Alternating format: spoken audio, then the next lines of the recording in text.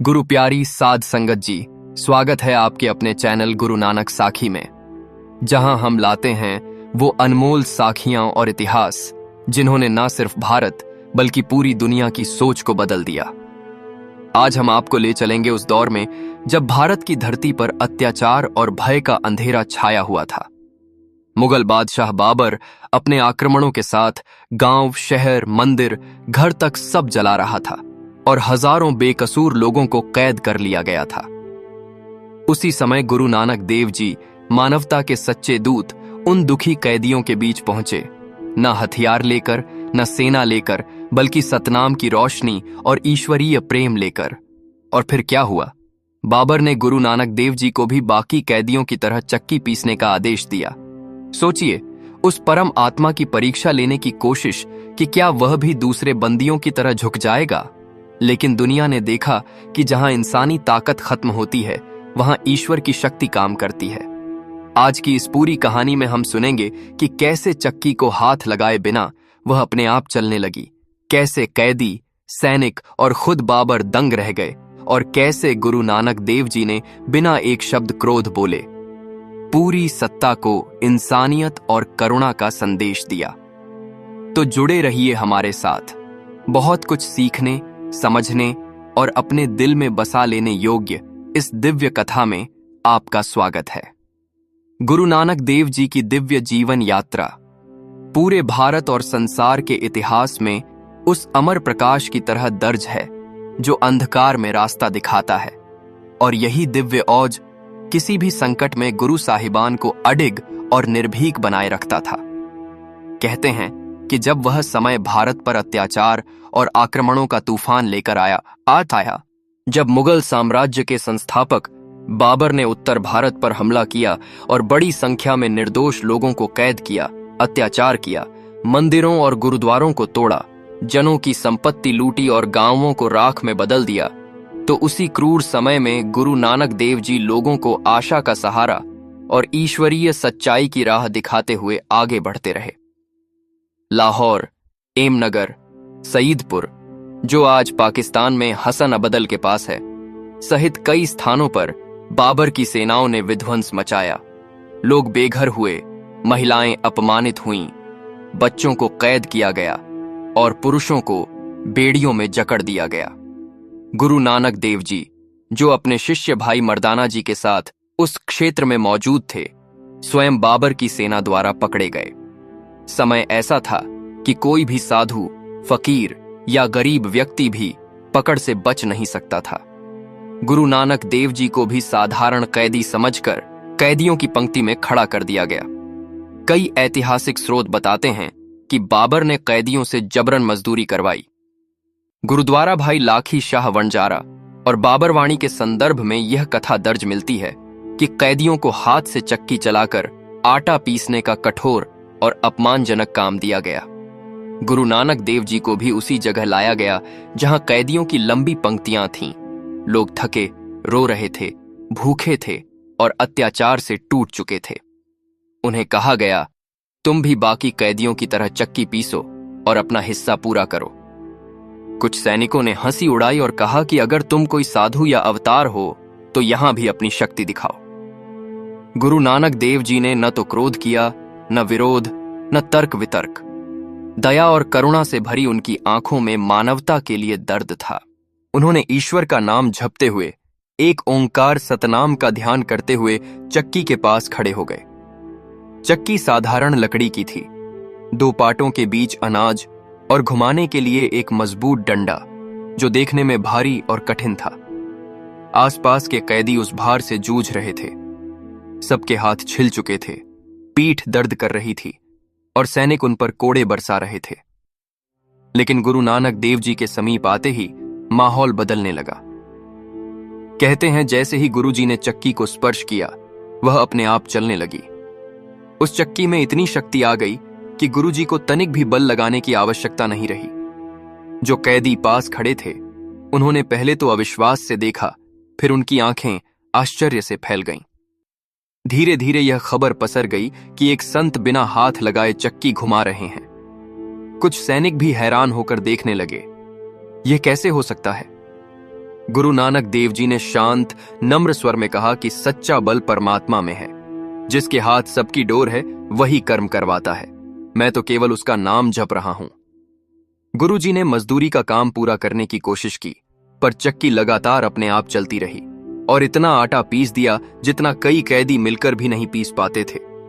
उस क्षण गुरु नानक देव जी की आध्यात्मिक शक्ति, धैर्य और विनम्रता ने दिखा दिया कि जो परमात्मा के नाम में लीन है उसे कोई शक्ति दबा नहीं सकती। कहते हैं कि बाबर के सैनिक स्तंभित रह गए। कुछ ने सोचा कि यह जादू है, कुछ को गुरुजी में ईश्वरीय शक्ति का अनुभव हुआ और कई कैदियों के दिलों में पहली बार आशा की चिंगारी जली कि यदि उनके साथ ऐसा संत है तो ईश्वर अभी भी उनके साथ है। वहीं दूसरी ओर बाबर को भी यह समाचार पहुंच गया कि एक कैदी है जिसकी चक्की बिना हाथ लगाए चलती है और जिसका प्रभाव लोगों पर अद्भुत है। बाबर ने गुरु नानक देव जी को अपने सामने बुलाया। गुरु जी को बेड़ियों सहित उसके दरबार में लाया गया। बाबर ने देखा कि गुरु जी के चेहरे पर न क्रोध है, न भय, न दुख, बल्कि एक परम शांत मुस्कान, जैसे दुनिया की किसी भी पीड़ा से परे हों। बाबर ने पूछा, तुम कौन हो? क्या तुम कोई जादूगर हो? मेरी सेना भी मेरा साथ छोड़ रही है और लोग तुम्हें देखकर प्रेरित हो रहे हैं। गुरु नानक देव जी ने अत्यंत नम्रता से उत्तर दिया, न मैं जादूगर हूं, न तांत्रिक, न फकीर, न कोई राजा। मैं तो केवल परमात्मा का दास हूं। यह दुनिया ईश्वर की है और जो कुछ भी घटित होता है उसकी रजा में होता है। तू भी उसी की मर्जी से राजा बना है और तेरी शक्ति भी उसी की देन है। लेकिन याद रख, जो निर्दोषों पर अत्याचार करता है उसका राज स्थायी नहीं रहता। बाबर यह सुनकर हक्का बक्का रह गया। किसी कैदी ने इतनी निर्भीकता से उससे पहले कभी बात नहीं की थी। गुरु नानक देव जी ने आगे कहा कि सत्ता और तलवारें एक दिन टूट जाती हैं, लेकिन इंसानियत और धर्म की सच्चाई अमर रहती है। वे बोले कि राज करने वाले को प्रजा के दुख दर्द को समझना चाहिए, न कि उन्हें गुलाम बनाना चाहिए। कुछ इतिहासकार बताते हैं कि गुरुवाणी की कई पंक्तियां, जिसे बाद में बाबरवाणी कहा गया, उसी दौर में उच्चारित हुई जहां गुरुजी ने उस समय के अत्याचार, समाज की पीड़ा और न्याय की आवश्यकता का वर्णन किया। कहते हैं कि गुरुजी के दर्शन और उपदेश सुनकर बाबर के अंतर्मन में परिवर्तन शुरू हुआ। उसने गुरु नानक देव जी को और कैदियों को रिहा करने का हुक्म दिया। लेकिन इससे भी बड़ा चमत्कार कैदियों के दिलों में हुआ। वे टूटे हुए लोग फिर खड़े हो गए, निराश लोग फिर मुस्कुराए और लोगों को लगा कि परमात्मा ने स्वयं उनके दुखों में हाथ रखा है। गुरु नानक देव जी कभी भी ऐसी घटनाओं को चमत्कार नहीं मानते थे। वह कहते थे कि नाम जपो, किरत करो और वंड छक्को, यानी परमात्मा का नाम लो, ईमानदारी से काम करो और जो मिले उसे दूसरों के साथ बांटो। इस चक्की पीसने की घटना में भी यही तीनों संदेश छुपे थे। लोग समझ गए कि जो व्यक्ति तन से जंजीर में बंधा हुआ है वह भी मन से स्वतंत्र रह सकता है, अगर वह आत्मा को प्रभु में जोड़ ले।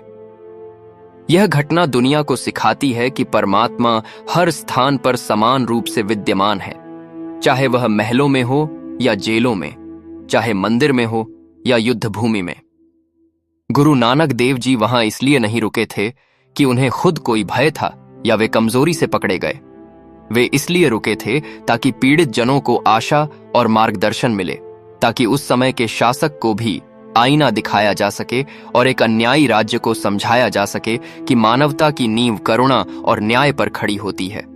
यही कारण है कि आज से 500 साल बाद भी जब यह कथा सुनाई जाती है तो मन में वही श्रद्धा, वही ऊर्जा और वही प्रेरणा उठती है कि नाम की शक्ति भौतिक दुनिया से परे है और गुरु नानक देव जी का जीवन हर उस इंसान के लिए मार्गदर्शक है जो अन्याय, दुख, कठिनाइयों या असहाय परिस्थितियों से गुजर रहा है।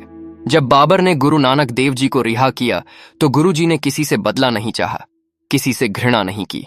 वे आगे बढ़ते रहे, सतनाम का संदेश देते रहे, झूठे अहंकार और जात पात के बंधनों को तोड़ते हुए और विश्व को प्रेम और समानता का प्रकाश देते हुए। यही गुरु परंपरा की शक्ति है, जहां सिखाया जाता है कि हथियार उठाने से पहले सच्चा हथियार मन में उठाओ सत्य, नाम और दया का।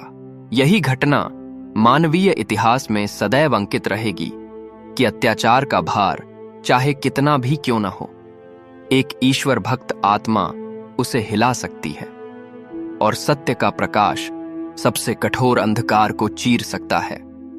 इसलिए जब हम कहते हैं कि गुरु नानक देव जी ने चक्की को बिना हाथ लगाए चलाया, तो इसका अर्थ केवल भौतिक चमत्कार नहीं, बल्कि यह है कि उन्होंने निराशा को प्रेरणा में बदला, बंदी गृह को आध्यात्मिक पाठशाला में बदला और एक अत्याचारी राजा के सामने भी सिर झुकाकर नहीं, बल्कि दृढ़ आत्मा से खड़े होकर परमात्मा के नाम का उजाला फैलाया।